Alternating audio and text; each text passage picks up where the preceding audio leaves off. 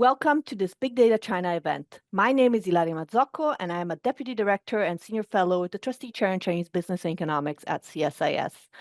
For those who may not be regular viewers of our Big Data China events, this is an initiative, a collaboration between the Chinese Business and Economics program at the Center for Strategic and International Studies in DC and the Stanford Center on China's Economy and Institution.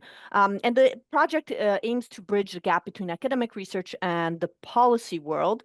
I encourage everyone to take a look at our website, bigdatachina.csis.org. We have a variety of features, events, multimedia that cover many different topics where academia has done much research, but it is also policy relevant. And I'm very excited to be introducing in just a minute a brilliant group of researchers with whom I will be discussing the topic of does Chinese industrial policy work? I think we'll be discussing many different aspects of industrial policy in China, its effectiveness, its impact. One housekeeping item before I start, people watching us live can ask questions. If you're watching us on the CSIS website or the Big Data China website, you should see a Ask a Question button right below the live stream. And if you're watching us on YouTube, you can visit the web page and find that button right below the event page. My colleagues will be collecting questions and sending them to me through the back end. Before I turn to the panel, I'm going to take a couple minutes to discuss the feature that my colleague Ryan Feddersen and I wrote, reviewing a significant portion of the literature on this topic. I encourage people to take a look at our Big Data China website. We've just published it, and I think this will provide a good framework to start the discussion.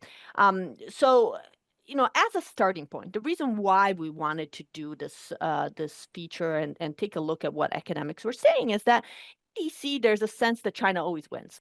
That if that as long as Beijing provides subsidies, any industry it decides to look at will succeed, and that because of this, the U.S. needs to either emulate China or respond very strongly to prevent sort of a tech, the tech takeover on the part of Beijing. So we thought, let's look at what academics are actually saying when they are looking at the data, especially, from a quantitative point of view as well as, qualitative. And what we found was that the topic has been treated in a variety of ways with some very different conclusions. The first strand of literature is that which has been, research that's been going on for several decades, but I think is still very relevant today. And it looks at the experience of different countries using industrial policy. You have the developmental states. You have a lot of failures. A lot of the successes are concentrated in East Asia, Taiwan, Japan, South Korea, to a certain extent, China itself. And then many other countries have had failures. And really, there's various factors that determine that, but the incentive structure for firms and the introduction of discipline mechanisms for firms are really important, right? That discipline can come through a variety of ways: exports, competition internally, competition externally, a sort of independent bureaucracy. But generally speaking, you need to have something to counterbalance that availability of state support, which can lead to a lot of sort of capture. The second strand of literature, which is really important, and I think some of our panelists today will be speaking to, is that which comes out of sort of China's peculiar developmental trajectory. So China, in many ways, has a very hybrid economy, and that's due to the fact that it came from a fully communist economy in the 1970s to one that has somewhat opened up and somewhat reformed, right? And so a lot of this research is sort of focusing on, is China still reforming? Is China backtracking? What are the impacts on different sectors that we're seeing, and what does it all mean?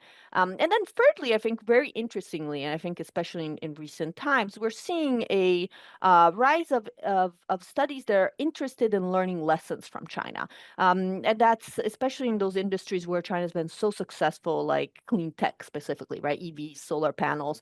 And so I think that's also an interesting sort of strand of literature to take a look at and maybe draw some lessons from it. And then finally, and I'm looking forward to discussing this as well with our panel, is there's global implications to industrial policy, right? And I think we know that there's ongoing trade tensions, tariffs, disputes at the WTO and elsewhere, that are centered around subsidies. And I think what happens when a country as big as China engages in this sort of very extensive industrial policy, and broadly speaking, what happens when everybody else is also engaging in broad industrial policy. So I think this all is important to keep in mind. And I think there's a few conclusions that we've reached based on this review.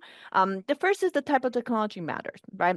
So complex technologies like semiconductors, maybe commercial aircrafts, these are harder to make progress on because there's existing incumbent players. They might have a lot of IP. It's very concentrated in many cases. But instead, in the cases where the technology is less mature and there's less, maybe the technology is more diffuse, it's easier to acquire, and there's more space to make progress. And maybe, there's a lot of learning by doing opportunities, very modular technologies, think batteries, think solar panels. There, Chinese industrial policy has been particularly effective in a variety of metrics. And I think my colleague Ryan will talk a little more about metrics itself, which is a whole other topic. And then, second thing is not all industrial policies are the same, right? So policy design matters. I spoke about this a little bit earlier. Of course, having more, the more discipline within the system, more competition, more market-based tools, right, actually leads to better outcomes. And you see this even within China. And then third, right, access to foreign technology has been important, right? So I think we think about China's indigenous innovation, and we sometimes forget the role of foreign direct investment, of globalized value chains, of technology transfer, and core technology diffusion in many ways, and also the importance of having access to foreign markets. So I think these are all sort of broad lessons that are worth keeping in mind. But let me turn to my colleague, Ryan Featherston, research associate with the trustee chair. And let me ask Ryan to give me, just a little bit of a sense of what his takeaway was from reading the many papers we reviewed and books that we took a look at. And specifically, Brian, if you want to give us a sense about the different ways in which industrial policy has been assessed by scholars. Yes, thanks, Ilaria. I think you already mentioned it a little bit, but one of the things that I found very interesting about the research that we looked at is I think in the policy community, oftentimes we see certain outcomes of industrial policy, and those are often discussed. Maybe it's global trade flows, maybe to some degree it's market share.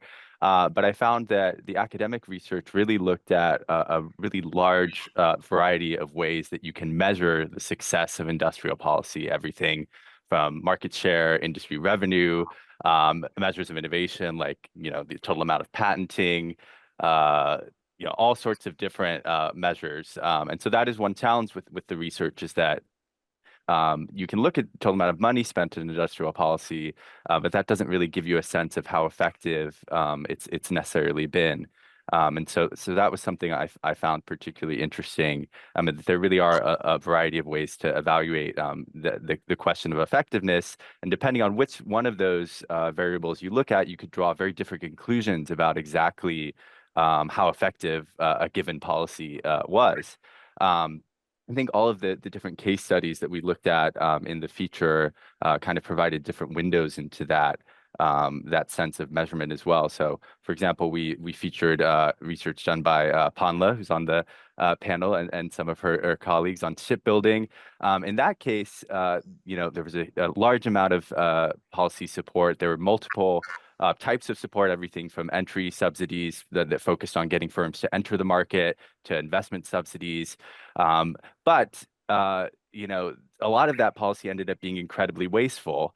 And I think in economic terms, you might think of it as a failure, right? And that it wasn't a very effective policy. There was a lot of waste. At the same time, you know, China gained significant market share in that industry. And so if you're a Chinese policymaker, you could end up walking away from that experience feeling pretty satisfied, right, with the results of that policy. And so it depends on which lens you look at, or which variable you're trying to measure when you're thinking about the success of a policy.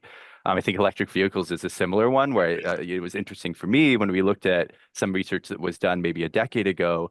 There was a lot less confidence about the effectiveness of electric vehicle policy. And there were, you know, in fact, some of the papers even were suggesting that there were you know, the possibility of failure. But of course, policy design changed. There's a focus on consumers and what they wanted, a focus on attributes of electric vehicles themselves, the quality of batteries, the distance of electric vehicles. And so the policy became more effective, and there are also certain enabling conditions that made that policy perhaps more conducive, such as the presence of foreign firms in the market, access to global technology, and then the final industry we looked at, semiconductors, is one often discussed today. It was very interesting because, of course, there's a lot of industrial policy support in China, but there's also a lot of industrial policy support around the world. And so even though China has thrown a lot of money at semiconductors, and there have been improvements, particularly in the less advanced technology nodes, it has not been an unvarnished policy success, and there have been significant setbacks, such as widespread, you know, corruption or kind of failed projects associated with the big fund and other investments. So yeah, I think that was something I found interesting, is that as the title of our feature suggests, wins and losses, the record of industrial policy is really much more mixed, I think, than we often get the impression of here in the policy community in Washington.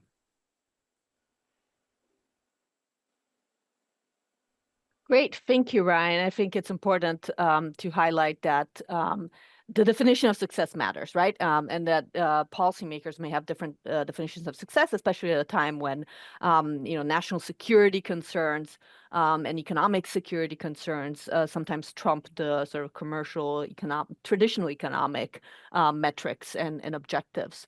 But let me turn to our panel. Let me introduce them briefly. So today we have joining us Lee Branstetter, James Walton Professor of Economics and Public Policy at Carnegie Mellon University, a senior economist on President Obama's Council of Economic Advisors in 2011 to 2012. Professor Branstetter has a PhD in economics from Harvard University and BA from Northwestern University. Welcome. And we also have Professor Panle Jia Barwick. She is the Todd E. and Elizabeth H. Warnock Distinguished Chair Professor in the Economics Department at UW-Madison. That is University of Wisconsin-Madison. She is a faculty research associate at the National Bureau of Economic Research and a research fellow at the Center for Economic Policy Research. She co-founded the Cornell Institute for China Economic Research and University of Wisconsin-Madison's Pan-Asia Pacific Sustainability Initiative, and serves as the board member for the Cornell Institute for China Economic Research, and she's co-director of the Pan-Asia Pacific Sustainability Initiative. We also have joining us from Paris, Chloé Papazian.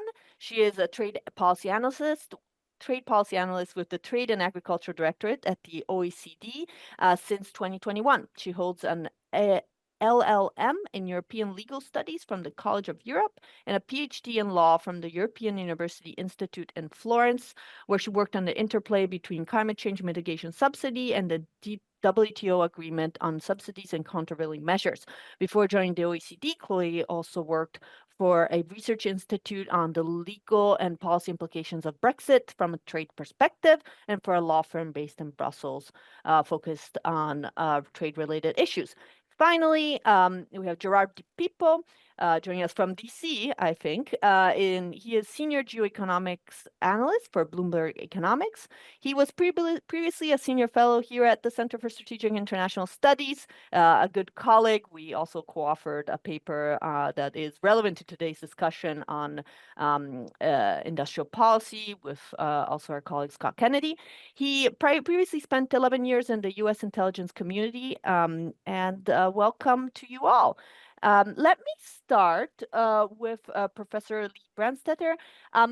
Why don't we talk a little bit about this question about effectiveness of industrial policy, Chinese industrial policy? You've looked at a lot of different metrics, and you've had, I think, a more skeptical view, or I think you've been encouraging people to think a little more realistically about what productivity means and the effectiveness of subsidies. Why don't you tell us a little more about that? Sure. Thanks, Ilaria. So I think it is useful for us to focus our thinking on the productivity of firms, industries, and economies. The key to national prosperity in the long run is for a nation to become more productive, to generate the highest possible output with a given level of capital, labor, and materials inputs. And I also want to emphasize the long run. Economic development is a marathon, not a sprint. Short-run growth at the industry level is not necessarily a very useful metric of success if it doesn't contribute to long-run productivity growth. So becoming more productive is really China's key challenge in the coming decades. Its labor force is no longer growing, it's shrinking by as many as 200 million workers in the coming decades, which is more than the entire current labor force of the United States. Capital investment is running into diminishing returns in industry after industry. In order for living standards to grow and converge to those of first world nations under these conditions, China has to become more efficient and effective at generating the most possible output given its shrinking labor inputs. So is industrial policy helping? Does industrial policy make the firms and industries that are its focus more productive than the firms and industries that are not its focus? Now, at least theoretically, this could happen. And we might expect it to happen if government policy makers are able to identify the firms and industries that are already more innovative and dynamic than their peers, and then provide them with resources and incentives that enable them to become even more innovative, even more dynamic, and even more productive as a consequence of this policy intervention. Notice that our argument relies on government being better able to identify the opportunities for productivity improvement than the market is.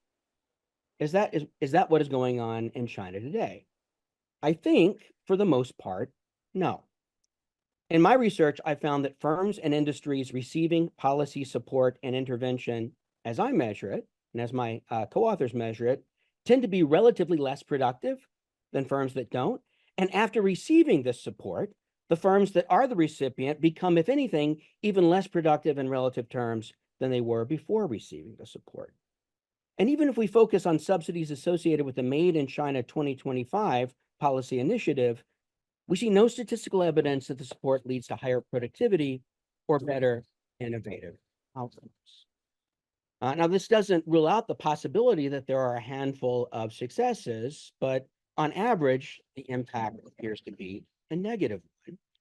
Why is this? Well, Ilaria, it's interesting that your paper referenced the older literature on Japanese and South Korean industrial policy.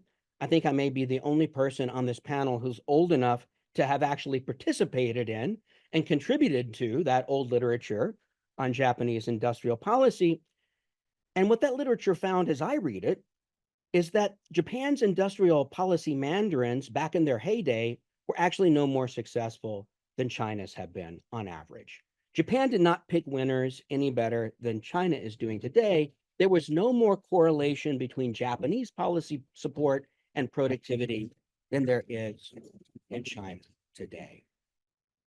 Why is industrial policy so hard to implement effectively, at least on average? Well, governments inevitably have conflicting objectives. They want to pick winners, but also compensate the losers. They want disruptive innovation, but also social stability. They want dynamic innovation, but also state control. And trying to do everything everywhere all at once makes it harder to improve on market outcomes. Identifying firms that can actually invent the technologies of tomorrow is much harder than identifying the firms that can copy the technologies of the present Just ask any venture capitalist. And finally, firms and regional governments can respond opportunistically to central government initiatives in ways that undermine desired outcomes. Again, there's an old literature from the 1980s, right? The strategic trade policy literature of the 1980s that actually anticipated this.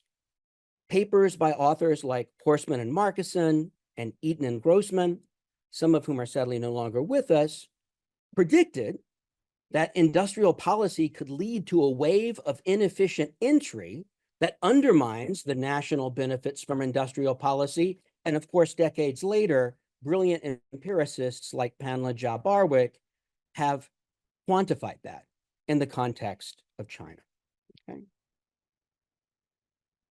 So, if this policy doesn't seem to be working, then what should be the American policy response? Right? Well, I certainly don't think that we should follow China down an industrial policy rabbit hole that's not contributing to macro productivity growth at the aggregate level. And by the way, even if you want to discount all of my research, I think it's well established and well accepted among China scholars that China's aggregate rate of total factor productivity growth has substantially declined in recent years. And the rate at which China is converging to the productivity frontier represented by the United States and other first world countries has declined sharply in recent years, right? That doesn't augur well for future success. So if we don't want to follow the Chinese example, and of course I'm painfully aware that the outgoing administration has to some extent done so, what should we do? Well, I would argue that in the name of national security, the United States should vastly increase its levels of high-skilled immigration.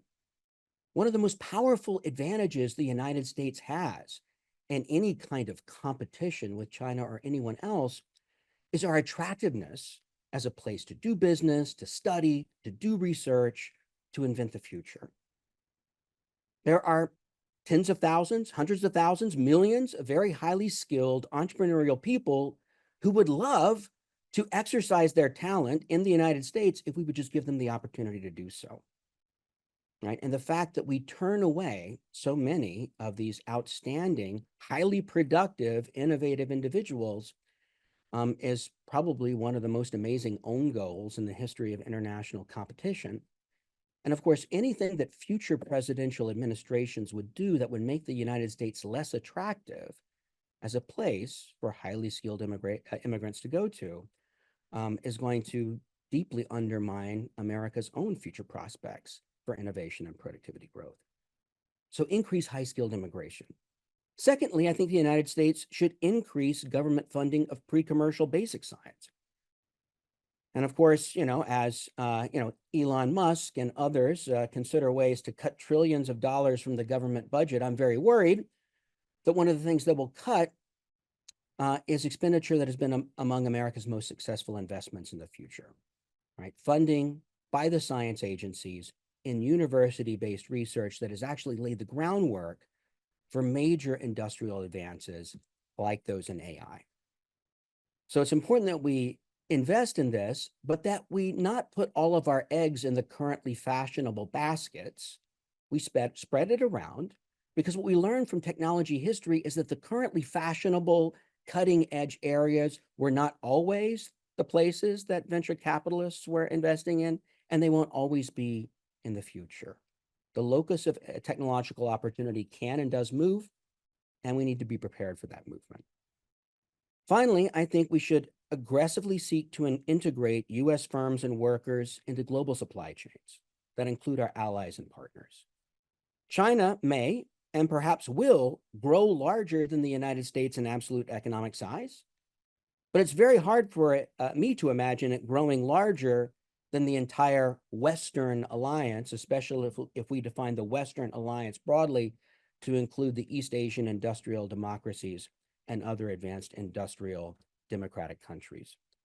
I think our military and economic security in the long run may depend on the health and longevity of that alliance, and anything that future presidential administrations might do to undermine those ties and undermine those alliances weakens the United States very substantially in the competition that's underway. Finally, I think the United States needs to invest much more strongly and aggressively and effectively in a safety net that cushions our workers and families against the disruption that trade and innovation inevitably generate. And economists have come up with a lot of ideas over the decades.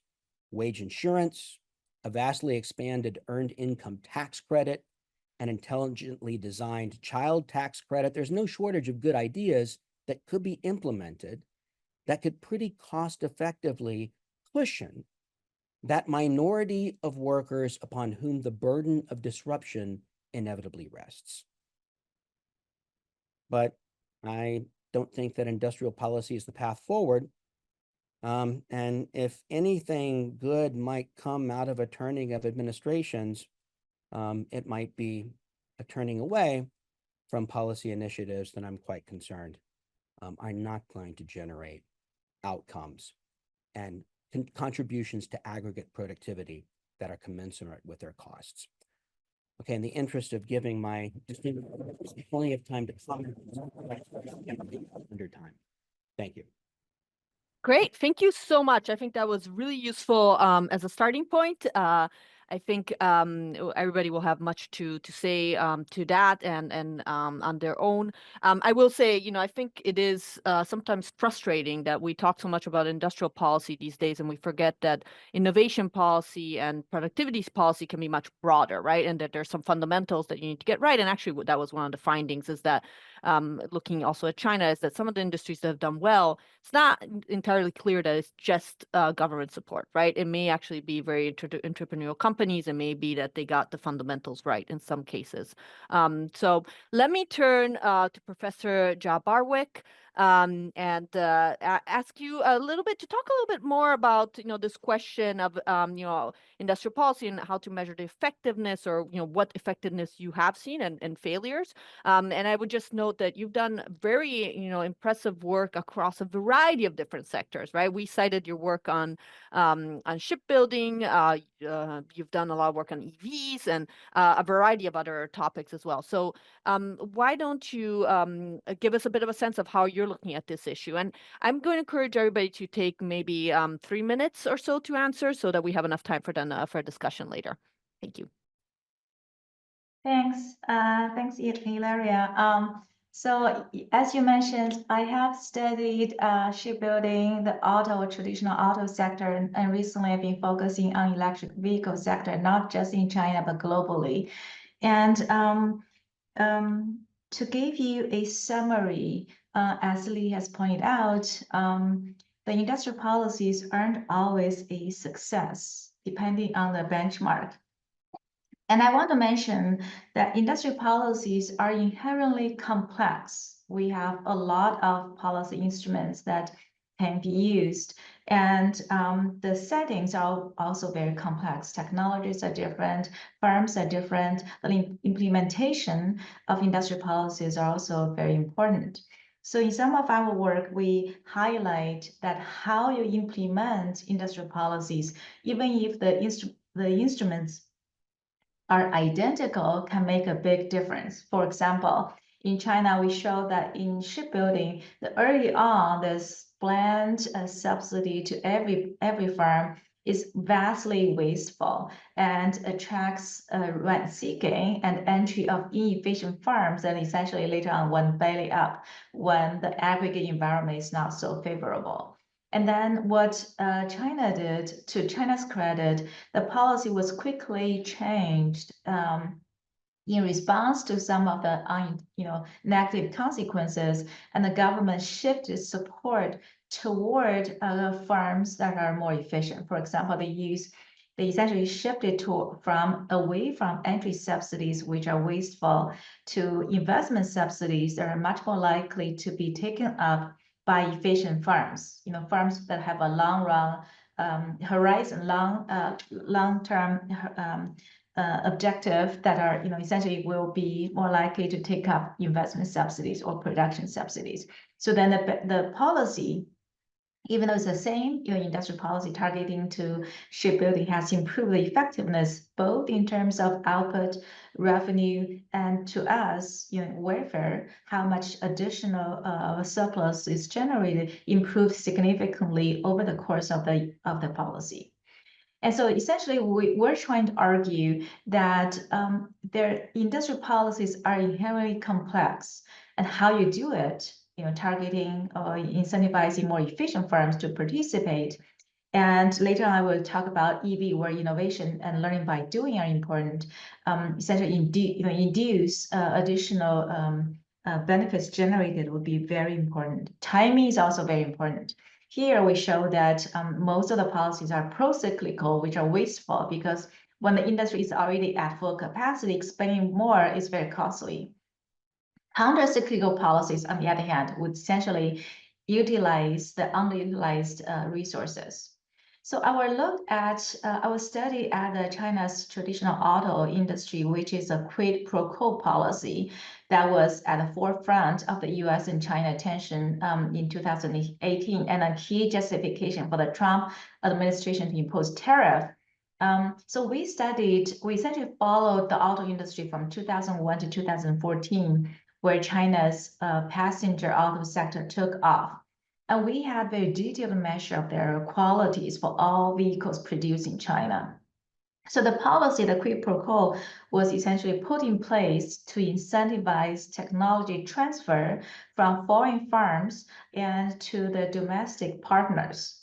Well, we have, following the industry for, quite some period of time, we have discovered, indeed, the policy benefited the domestic partners. However, this ownership affiliation only contributed less than 10% of the quality improvement for the domestic partners. So our view of this is, while this particular quid pro quo technology transfer policy is perhaps at work, but the majority, most of the factors contributing to the domestic auto firms' quality improvement is not this policy, but rather the presence of foreign firms, the growing talent of domestic managers and technicians, and more importantly, the growth of domestic parts sector. Then we turned to the electric vehicle sector and follow the, expand our analysis to globally. So we have data on the global electric vehicle sales as well as electric vehicle battery production.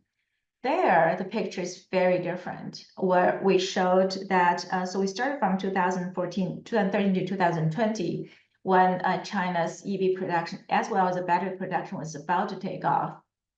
And so in our analysis, we look at several policies. One is that all countries subsidized electric vehicles purchases, during this period. And then a key feature, very different from the other traditional industries, is there's very significant learning by doing in EV battery production. So we all know that in the cost of EV battery production dropped by 90% from 2010 to 2020. And then so China did, like other countries, subsidies turned out to be global complements. The US subsidies benefit all other regions similarly as the Chinese subsidies and European subsidies. This is because when the firms subsidize the EV purchase, it will increase demand for electric vehicle battery, which then accelerate the learning by doing at the battery sector, which then lower the EV prices in the future, then further stimulate purchase. So this is really, the key factor at play. With learning by doing, it turned out that the policies, industrial policies, actually are very different. When we look at the welfare analysis, all subsidies turn out to be welfare positive, and they reinforce each other. They generate more surplus in consumer surplus and producer surplus than the expenses incurred by the government. And from January 2016 to June 2019, China also implemented a whitelist policy, which essentially ties the domestic EV subsidies to domestic battery suppliers. In 2015, China became the largest EV market, but Chinese battery suppliers are lagging behind Japan and South Korea. But we show crucially, by the end of the policy, the whitelist policy, which is very similar in spirit to the US Inflation Reduction Act, the local content requirement, Chinese battery suppliers have already caught up with Japan, South Korea, and essentially now become the leading battery suppliers by 2024. The dominant Chinese battery suppliers accounting for more than 60% of worldwide battery production. And so in this policy here, the whitelist policy, unlike the subsidies, are essentially generating big business stealing away from rivals. And we also show that China benefited from the whitelist policy by, so this doesn't require the government to do anything. It just essentially a shift away from foreign suppliers to domestic suppliers. It benefits China by $2 billion at the cost of foreign countries of $4 billion. But even within China, the battery firms benefited at the expense of EV firms because the input is more expensive initially, and the consumers. So 70% of the gains to the battery firms actually are offset by the losses to consumers and EV downstream firms. So you can see that there's a spectrum of industrial policies. Some of them are welfare generating. Some actually you can create substantial distortions. I know I took more than 3 minutes. I apologize. So why don't I end here and leave the time for the further discussion. Thank you. That was really valuable, though, because I think you gave us a broad sense about how, different policies can, be impactful on different aspects. And, right, if you're looking at different types of metrics, you might see different types of results. Let me turn to Gerard. And please, Gerard, take only like a couple of minutes to respond so that we get time to go to Chloé and then also have maybe a little bit of a discussion. But Gerard, I think, you and I spend a lot of time in DC thinking about policy, right? We talk to policymakers, we talk to companies, and we also look at the academic research. But why don't you give me a bit of a sense of how you think all this relates to DC policymaking and I think one thing to keep in mind is the incoming administration, right? The Trump administration is, I think, a little more skeptical towards industrial policy on the whole, but it's going to be inheriting a big industrial policy portfolio from the Biden administration, and I think it's coming in an era of resilience being a big topic. Either de-risking or decoupling, right? A lot of topics that do relate back to sort of industrial or targeted industrial policy and certain aspects. So why don't you give me a bit of a sense of how you're looking at these topics? I think we're having this discussion, at least in the DC context, because of national security concerns. I think that's what's spurring action on both sides of the Pacific, and it's the primary motivation on the Chinese side and on the US side. The CHIPS Act I've almost never heard it framed in terms of productivity, even if that actually might be the right way to think about it. I think both sides are worried about the other, to put it mildly, and I would say more quietly, or maybe not so quietly, preparing for the contingency that they might go to war. And I think that is really the underlying motivation for the self-reliance efforts that were clearly the paramount target in the third plenum in China. And I think it's the motivation, at least behind the CHIPS Act. The IRA is a little bit different because there is an environmental aspect to that. But it's interesting because on the incoming Trump administration side, the skepticism about industrial policy is not really with the CHIPS Act. That people buy into that because of the national security argument. It's with EVs really because of an anti-climate view, although we'll see how Elon Musk and others affect that. I think in general, you could imagine priorities or goals as being sort of like a three-way Venn diagram, right? So on the one hand, you might have productivity, and that definitely is the thing that matters in the long run from an economic perspective. In the middle, maybe overlapping, you would have something like market share or market dominance, and on the other side, you might have resilience or self-reliance, right? These two, self-reliance and productivity, could very well be the opposite. Or another way of putting it is efficiency and resiliency are often the opposites, right? So if you have very tight just-in-time supply chains, they could be very efficient, low cost, but there's not a lot of resiliency there. And this is part of the narrative in DC about why we need to do industrial policy because of what happened during COVID, although I would argue that Asian factories that held up pretty well and trade saved us, but that's not the dominant narrative. And so I think if you're thinking about it from national security lens, it's metrics that are different. I would also say, as a somewhat separate matter. There's a lot to say about the difficulty of measuring industrial policy and assessing its effectiveness, but I would also caution against being too linear in extrapolation. So just take electric vehicles, for example. The discourse, say 3 or 4 years ago, was largely about companies like NEO or others, like white elephant projects, a lot of provinces having their own government guidance funds wasting money, and it wasn't going so well. But then all of a sudden it turned quite rapidly. So looking at our BNF data on the terminal, so even in 2020, China domestically was selling about 1.2 million electric vehicles in its own market. By 2023, that was over 8 million. And it had been basically flat for 5 years, and then it went vertical. And so if the analysis is based on what the discourse looked like in, say, 2020, it's a different world now. There are also sectors like solar panels where we know from filings that a lot of Chinese solar panel companies are operating at a loss, and subsidies are probably propping them up. That is definitely not efficient. However, China is almost completely dominant in solar panel production, and that seems to be a cost that Beijing is willing to bear. And so I think we have to sort of start by asking, what is the objective here? I think economists would certainly agree it should be productivity, but that is definitely not the consensus in DC, nor is it in Beijing. Thank you, Gerard. I think that's helpful to keep in mind. And I think on the climate side, it is worth noting that some of these technologies just simply, it's unclear that they would have actually ever emerged if there had not been like substantial Chinese government support, state support for some of them. And then we're at a point where Chinese companies are highly innovative, although there may be like big distortions and there may be a lot of subsidies still in some cases.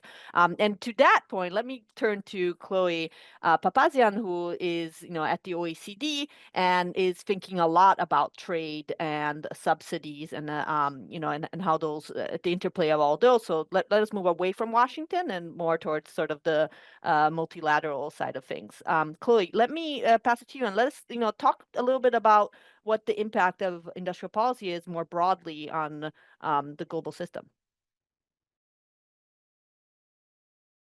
Thank you, Ilaria. So to answer your question, I would like first briefly to focus on the main lessons we have learned while collecting data on industrial subsidies through firm-level financial information across 14 different industrial sectors over a period spanning from 2005 to 2022.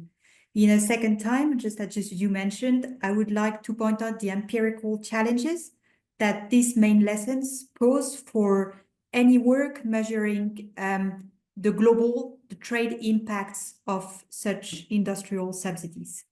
I will be very brief on this second point and happy to discuss further in the discussion if time allows.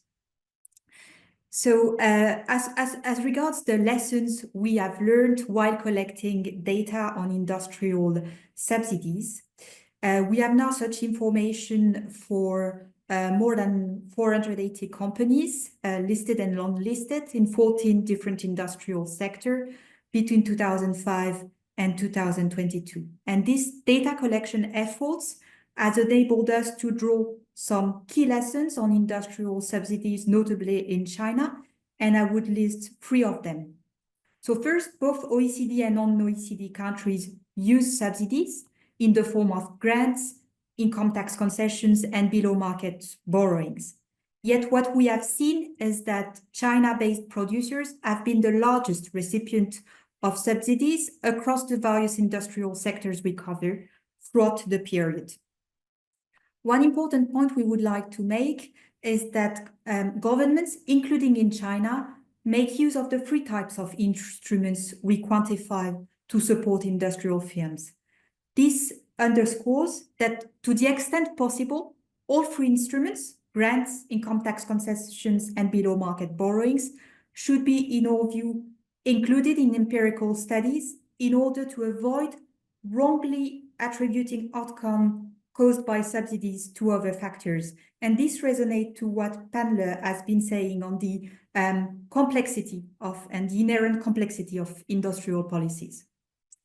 The second lesson is that state enterprises, notably in China, play a pivotal role in, for instance, providing themselves subsidies to other state or private enterprises. or in favoring other domestic companies, for example, the discriminatory public procurement.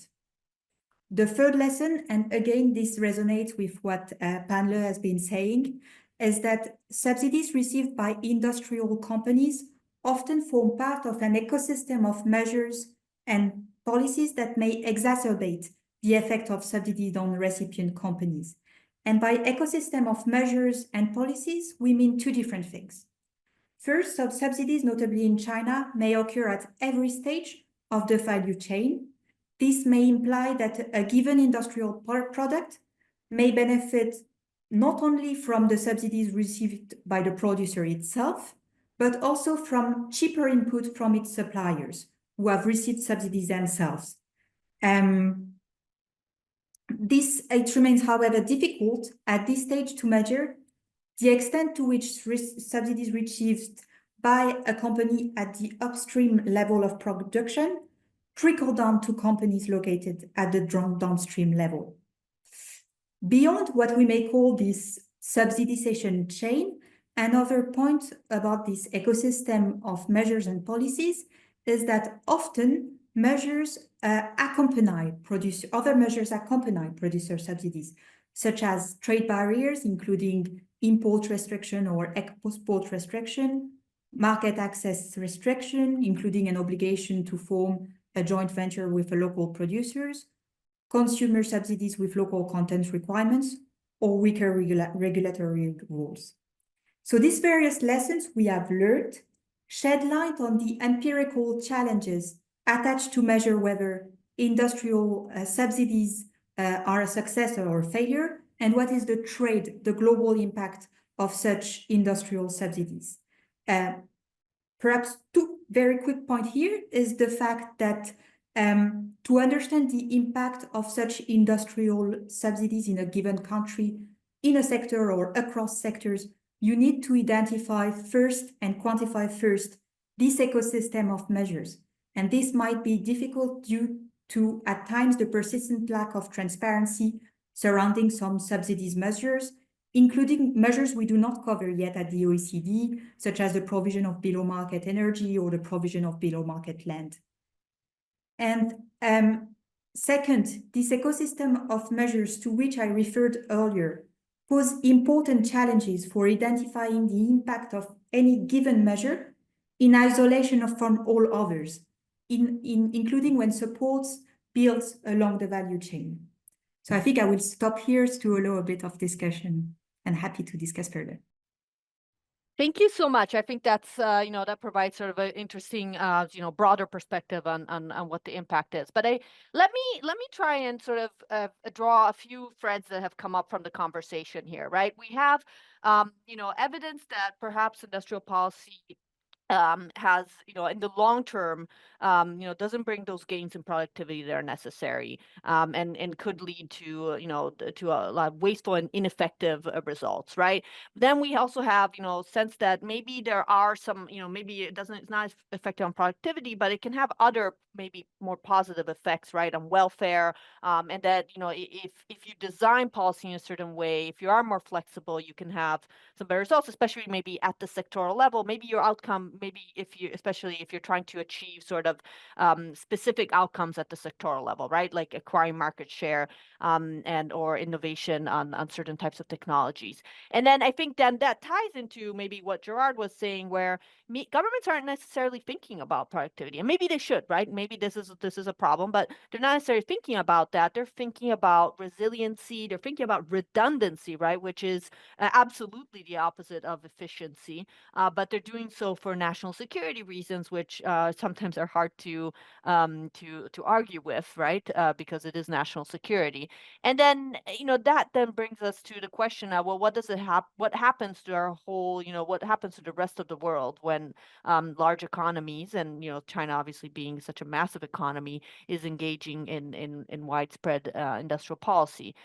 So I would ask the panelists, and this is sort of an impossible question, but how do you resolve these different tensions and these different these different priorities at the government level, right? I think, let's think of the incoming U.S. administration, but also, there's other administrations around the world. Germany is going to have elections soon. European Union just had its own new commission. How should they be thinking about it? Lee, I see you raised your hand, please. Yeah, so I think another theme that's come out of this and is exemplified in the great research by Panle is that we really need to fully account for the cost. And I think one of the ways that, Panle has really moved our understanding forward is that, she and her co-authors sort of realized that it's very hard to directly measure all these subsidies. And so instead they constructed this, very sophisticated model of the shipbuilding industry, and they inferred the subsidies based on the observed behavior of shipyards in the model. And it, led to these conclusions, right? That, once you total up the enormous cost expended promoting this sector, they actually outweigh the benefits. Right? Now, it's very hard to do this kind of analysis, right? You kind of have to do this industry by industry and sector by sector. You kind of have to build a bespoke model in every context. But I think it's really important to account for the costs. And I would argue, and I hope Panle would agree, that in some ways we might need to even go beyond what Panle and her co-authors have done.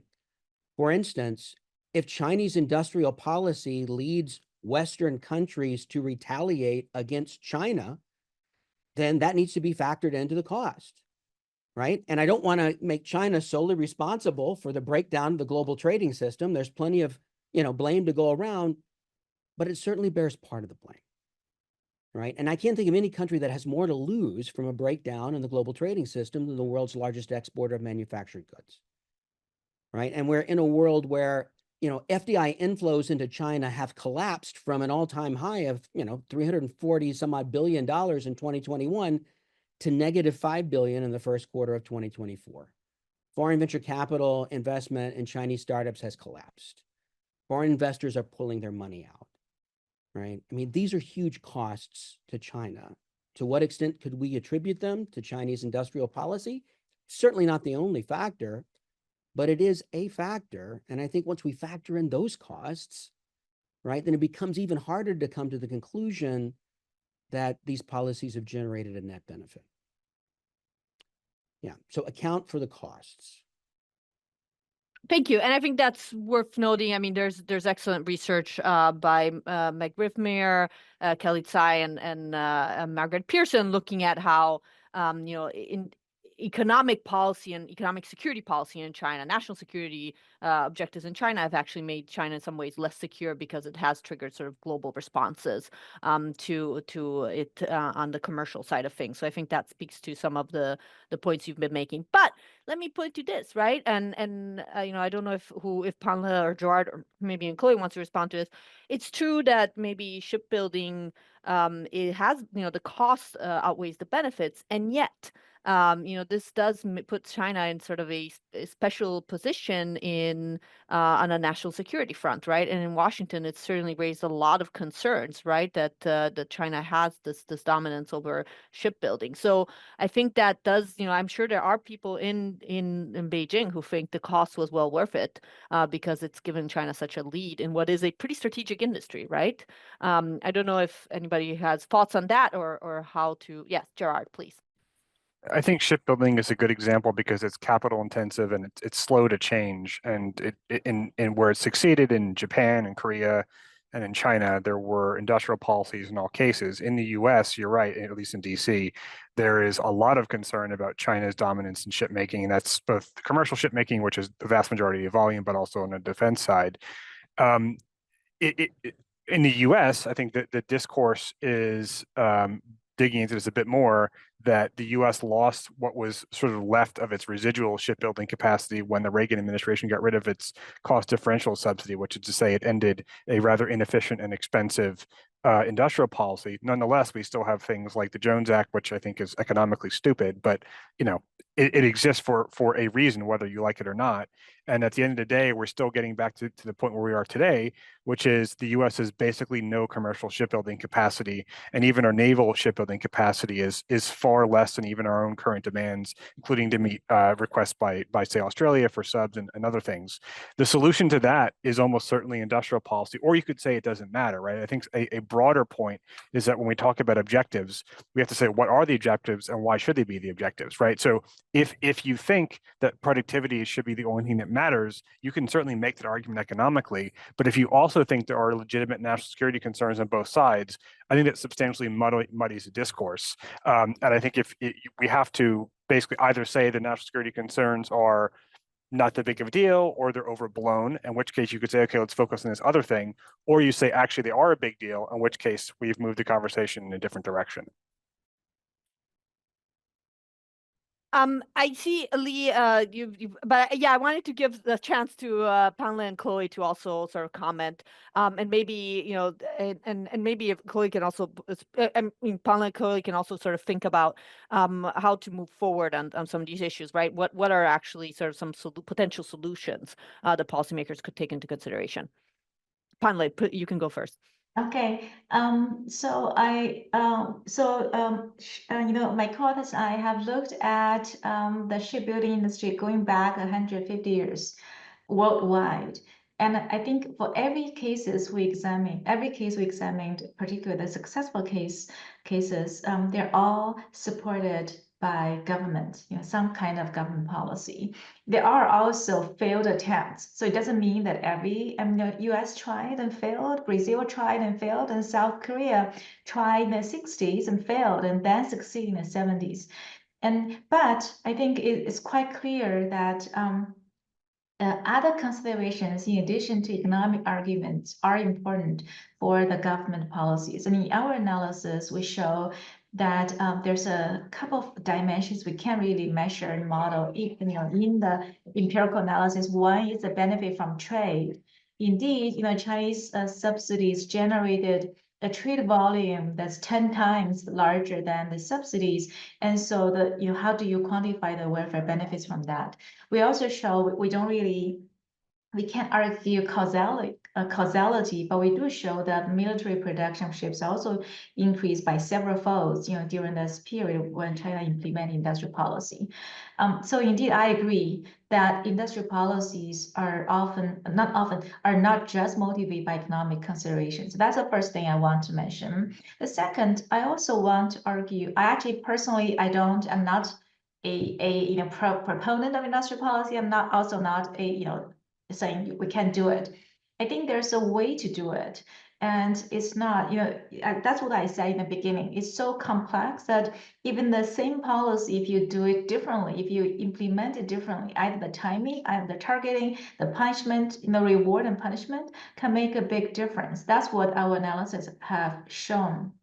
And third, I think there are cases, economic arguments that actually justify or motivate industrial policies, in particular when we have market failures or distortions, and learning by doing is a good example. I have looked at several historical cases in the US steel industry in the 1900s, early 1900s, and literature, the ones studying in the literature, when there are infant industries, now we're looking at semiconductor industry. There are economic arguments or electric vehicle battery production that there's significant spillover generated by commercial activities that perhaps justify industrial policies.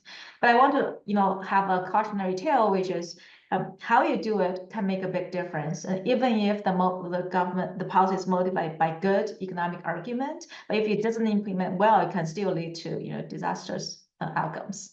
And finally, in terms of the implications of other countries, it's definitely very important consideration. And as we show in the global EV sector, what China and also the global shipbuilding sector, what China has done has caused damage, has led to business stealing away from rival countries, and that needs to be taken into consideration when we talk about policies. Thank you. And with that, I think is a perfect segue to Chloé. Any final thoughts? Yes. So unfortunately, I won't offer an oven-ready solution on what we should do to respond to industrial policies, or whether we should ourselves respond through industrial policies. But my general thinking would be that we should first have a really good understanding of what is the benefits and the costs of industrial subsidies and industrial policies, and thus to have a very good, careful quantification exercise of such measures and a good understanding of their design and the broader context in which they are provided. Bearing in mind that if you draw a lesson from what happened in Japan in some years ago or in China today, may not be easily replicated in another country due to a very different context, a very different country, a very different government. So yeah. Thank you. And I think that is probably all that we have time for. I think we could have gone on for another hour discussing this. I think that reflects the complexity of the topic. I would encourage everybody to take a look at the feature that Ryan and I wrote. We cite work by all the panelists today and some other work as well. I think, it's not obviously cannot be exhaustive because the conversation is very complex and long, but I think it provides an interesting sort of starting point to think about these topics. I think, what we touched on today is, the complexity of industrial policy, the difficulty in getting it right, the failures over time, the failures that it leads to in the sort of global trading system, but also how we need to, and the complexity and in evaluating costs, which we know are very high, but also how it can be in some cases effective on certain metrics, which may not be always the economic ones, right? And so on the national security front, industrial policy is increasingly becoming a tool of choice. And I think that's going to continue to be a challenge for policymakers moving forward. I don't think this is going to be the end of this conversation. I think there'll be plenty of data for everybody on this call to keep looking at and keep working on. So thank you all so much. Thank you to my panelists, Lee, Panle, Chloé, and Gerard. Thank you so much for joining me, and thank you to our public, and thank you to Brian Feddersen for his collaboration on the feature, and to all my team members for their support, and to Stanford for their partnership in this project as well. Thank you so much, and have a good day.